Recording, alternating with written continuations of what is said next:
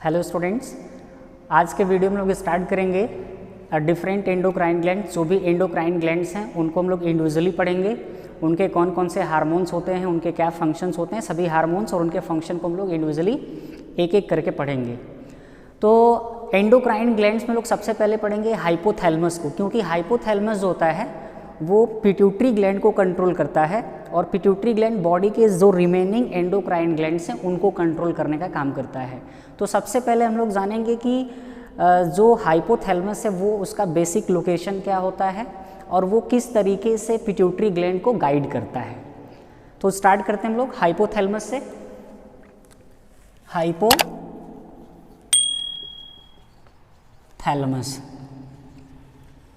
Hypothalamus की अगर हम लोग बात करें बेटा, तो जो हाइपोथैलेमस होता है it is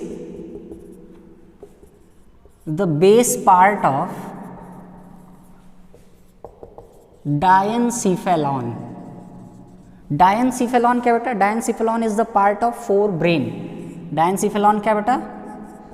part of fore brain. Fore brain का एक पार्ट है और इसी डायनसीफेलॉन की बेस पे बिल्कुल लोअर पार्ट पे प्रेजेंट रहता है बेटा हाइपोथैलेमस, है ना। अगर हम लोग डायग्राम के थ्रू लोकेशन को समझना चाहेंगे हाइपोथैलेमस को, तो देन हम लोग यहाँ पे ब्रेन को ड्रॉ करते हैं। ये brain, fore brain, this is the mid brain, then pons medulla, and this again leads to the formation of spinal cord, and there is a cerebellum portion. This is the cerebellum part. Okay. तो brain में बेटा हम लोग सबसे पहले यहाँ पे draw करेंगे फोर ब्रेन को। फोर ब्रेन में हम लोग सबसे पहले ड्रॉ करते हैं बेटा सेरिब्रम को। तो this is the cerebrum part and cerebrum is divided into two lobe, right cerebral hemisphere and left cerebral hemisphere. तो दोनों सेरिब्रल हेमिस्फीयर को बेटा सेपरेट करने के लिए यहाँ पे एक स्ट्रक्चर प्रेजेंट रहता है जिसको हम लोग बोलते हैं corpus callosum. So this blue colour structure represent corpus callosum, और ये कार्पस कैलोजम क्या करता है? राइट सेरिब्रम हेमिस्फीयर और लेफ्ट सेरिब्रम हेमिस्फीयर को सेपरेट करने का और इंटरनली उनको ज्वाइन करने का काम करता है बेटा। कॉर्पस कैलोजम क्या है? Corpus callosum is a network of neurons which interconnect right and left cerebral hemisphere, and this below this corpus callosum there is a thalamus part of the brain, and hypothalamus is present just below this thalamus. So this is the thalamus part and this is hypothalamus, and this hypothalamus attached with pituitary gland. So it is attached with pituitary gland, है ना। तो this is the location. Hypothalamus क्या बेटा? It is just present below the thalamus and base part of the diencephalon, and diencephalon क्या बेटा? Diencephalon is the part of fore brain. Then second जो point है बेटा हाइपोथैलेमस के बारे में हम लोग जानेंगे कि जो हाइपोथैलेमस है, hypothalamus is group of neurosecretory cell. It is group of neurosecretory cells, यानी ये ऐसे सेल से बना होता है, ऐसे न्यूरॉन से बना होता है बेटा जो सेक्रेशन का काम करते हैं, उनको हम बोलेंगे न्यूरोसेक्रेटरी सेल्स। तो हाइपोथैलेमस के अंदर बहुत सारे न्यूरोसेक्रेटरी सेल्स होते हैं बेटा, और वो न्यूरोसेक्रेटरी सेल्स होते हैं वो हार्मोन्स का रिलीज करते हैं, रिलीजिंग फैक्टर्स का रिलीज करते हैं। अब ये जो न्यूरोसेक्रेटरी सेल्स है बेटा, यानी जो सेल्स हैं वो नर्व सेल बेटा, वो न्यूरॉन्स हैं। तो जो न्यूरोसेक्रेटरी सेल्स होते हैं बेटा, ये न्यूरोसेक्रेटरी सेल्स ग्रुप में अरेंज हो जाते हैं और ग्रुप में अरेंज होकर के न्यूक्लियस का फॉर्मेशन करते हैं बेटा। तो नेक्स्ट हम लोग पॉइंट लिखेंगे कि these neurosecretory cells, these neurosecretory cells form nucleus.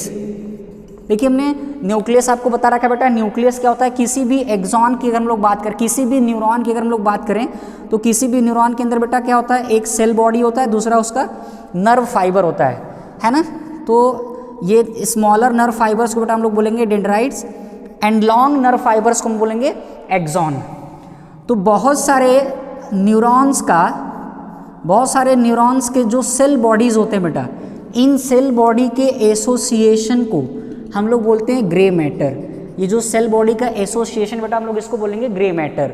अगर ये ग्रे मैटर ब्रेन के डीप पार्ट में प्रेजेंट है then it is called as the nucleus.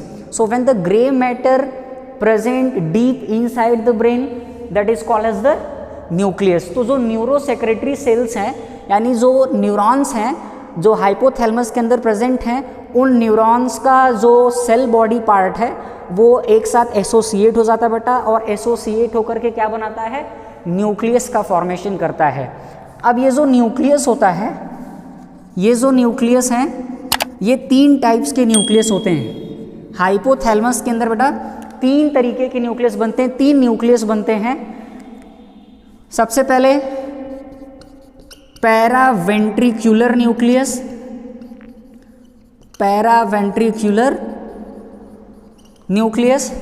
Second supra optic nucleus and third arcuate nucleus, arcuate nucleus.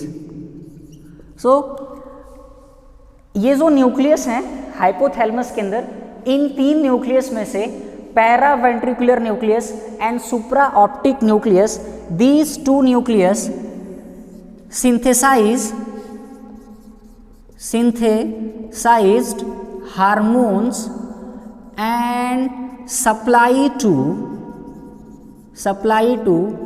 posterior pituitary।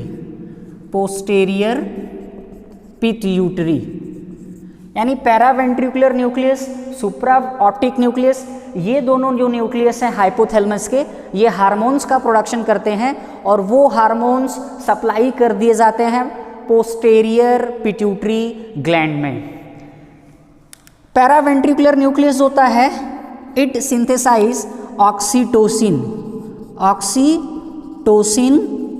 Hormone, जबकि supra optic nucleus it synthesize the supra optic nucleus synthesize ADH anti diuretic hormone और vasopressin hormone, vasopressin और anti diuretic hormones. Arcuate nucleus, this nucleus produce releasing and inhibitory factors. Arcuate nucleus synthesize releasing and inhibitory factors, and these releasing and inhibitory factors inhibit and activate, they stimulate and inhibit the anterior pituitary secretion। यानी जो arcuate nucleus है बेटा, ये क्या बनाएगा, बहुत सारे releasing और इनहिबिटरी फैक्टर्स बनाता है। अब ये जो रिलीजिंग और इनहिबिटरी फैक्टर्स होते हैं, ये एंटेरियर पिट्यूटरी को आइदर स्टिमुलेट करते हैं हार्मोन्स को रिलीज कराने के लिए, या ये एंटेरियर पिट्यूटरी को इनहिबिट करते हैं हार्मोन के सिक्रेशन को रोकने के लिए। अब हम लोग ये देखेंगे कि जो आर्क्यूएट न्यूक्लियस है, ये कौन कौन सा रिलीजिंग फैक्टर सिंथेसाइज करता है और कौन कौन सा इनहिबिटरी फैक्टर सिंथेसाइज करता है। तो हम बात करते हैं कि जो आर्क्यूएट न्यूक्लियस है, ये आर्क्यूएट न्यूक्लियस कौन कौन सा इनहिबिटरी फैक्टर सिंथेसाइज करता है और कौन कौन सा रिलीजिंग फैक्टर सिंथेसाइज करता है ना। तो आर्क्यूएट न्यूक्लियस क्या करता है बेटा, रिलीजिंग फैक्टर्स और दूसरा क्या प्रोड्यूस करता है, इनहिबिटरी फैक्टर्स, इनहिबिटरी फैक्टर। देखिए रिलीजिंग फैक्टर्स क्या होते हैं, फैक्टर्स और केमिकल्स और factors which stimulate anterior pituitary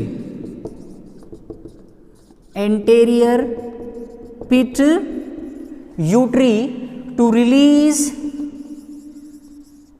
hormone.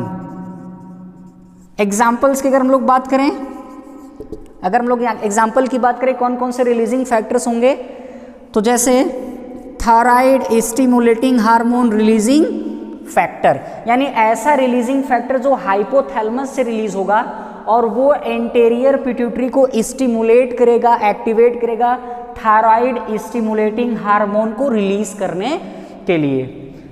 दूसरा हम लोग बात करें तो MSH RF melanocyte stimulating hormone releasing factor, यानी वो रिलीजिंग फैक्टर जो अगेन एंटेरियर पिट्यूटरी के मिडिल लोब को एक्टिवेट करेगा मेलानोसाइट स्टिमुलेटिंग हार्मोन सिंथेसाइज करने के लिए या मेलानोसाइट स्टिमुलेटिंग हार्मोन प्रोड्यूस करने के लिए।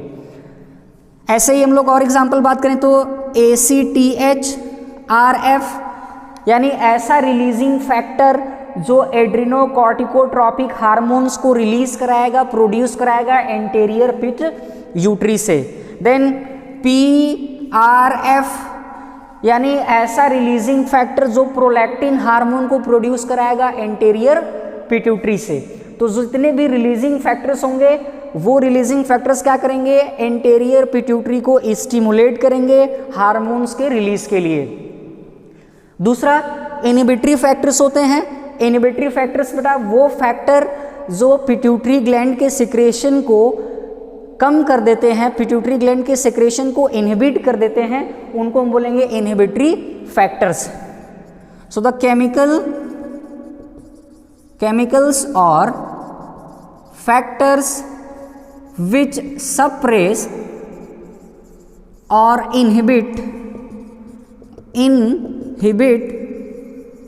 release of anterior pituitary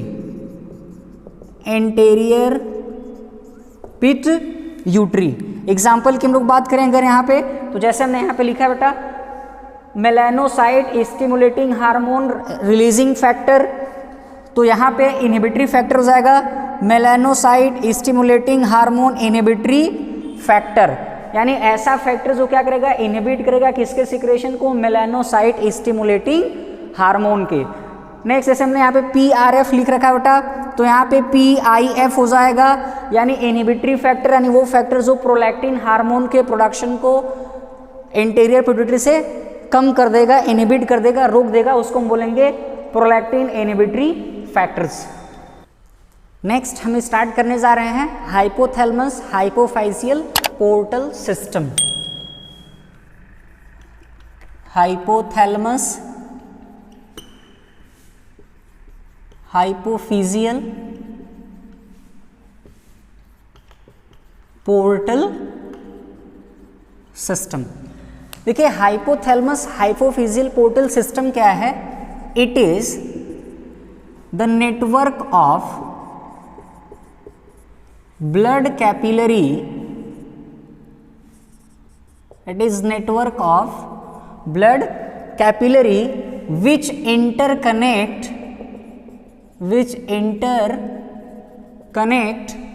hypothalamus and adenohypophysis. It means anterior pituitary.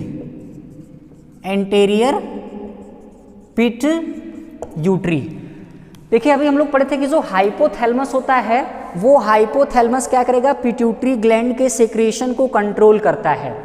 तो हाइपोथैलेमस अगर पिट्यूटरी ग्लैंड के सिक्रेशन को कंट्रोल कर रहा है तो यानी दोनों एक दूसरे से इंटरकनेक्ट होंगे, एक दूसरे से जुड़े होंगे। तो जिस स्ट्रक्चर के थ्रू हाइपोथैलेमस और हाइपोफाइसिस जो वर्ड होता है वो हम लोग यूज करते हैं पिट्यूटरी ग्लैंड के लिए, एडिनोहाइपोफाइसिस यानी एंटेरियर पिट्यूटरी। तो जो हाइपोफाइसिस वर्ड है ये हाइपोफाइसिस वर्ड हम लोग यूज करते हैं पिट्यूटरी ग्लैंड के लिए। तो हाइपोथैलेमस, हाइपोफिजियल पोर्टल सिस्टम, यानी एक ब्लड वेसल्स का एक ऐसा सिस्टम जो हाइपोथैलेमस को और इंटीरियर पिट्यूटरी को इंटरकनेक्ट करता हो, उसको हम बोलेंगे हाइपोथैलेमस हाइपोफाइजियल पोर्टल सिस्टम। इस हाइपोथैलेमस हाइपोफिजियल पोर्टल सिस्टम का मेन फंक्शन क्या होता है? मेन फंक्शन होता है कि जितने भी इनहिबिटरी फैक्टर्स या जितने भी रिलीजिंग फैक्टर्स हाइपोथैलेमस बनाता है, वो सभी रिलीजिंग और इनहिबिटरी फैक्टर्स हाइपोथैलेमस से पिट्यूटरी ग्लैंड के पास ट्रांसपोर्ट हो सकें। तो इसका जो मेजर फंक्शन है वो क्या है? इट ट्रांसपोर्ट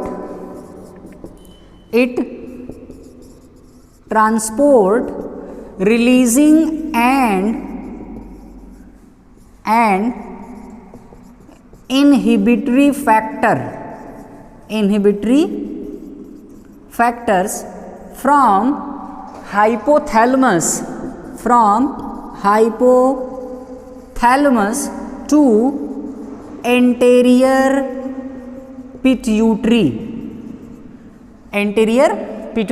और ये रिलीजिंग फैक्टर्स और इनहिबिटरी फैक्टर्स इस एंटीरियर पिट्यूटरी के एक्टिविटी को कंट्रोल करने का काम करते हैं। अब हाइपोथैलेमस हाइपोफिजियल पोर्टल सिस्टम को हम लोग डायग्राम के थ्रू समझते हैं। डायग्रामेटिक रिप्रेजेंटेशन की अगर हम लोग बात करें तो हमने आपको बताया था कि जो हाइपोथैलेमस होता है बेटा, hypothalamus is the basal part of the fore brain that is diencephalon. So this is the hypothalamus and from this hypothalamus the stalk like structure is coming out. ये जो हाइपोथैलेमस यहाँ से स्टॉक लाइक स्ट्रक्चर आ रहा है, जो stock like structure आगे चल करके किसके साथ अटैच रहेगा बेटा? पिट्यूटरी ग्लैंड के साथ अटैच रहेगा। तो इसको हम लोग मानेंगे एंटीरियर पिट्यूटरी, ये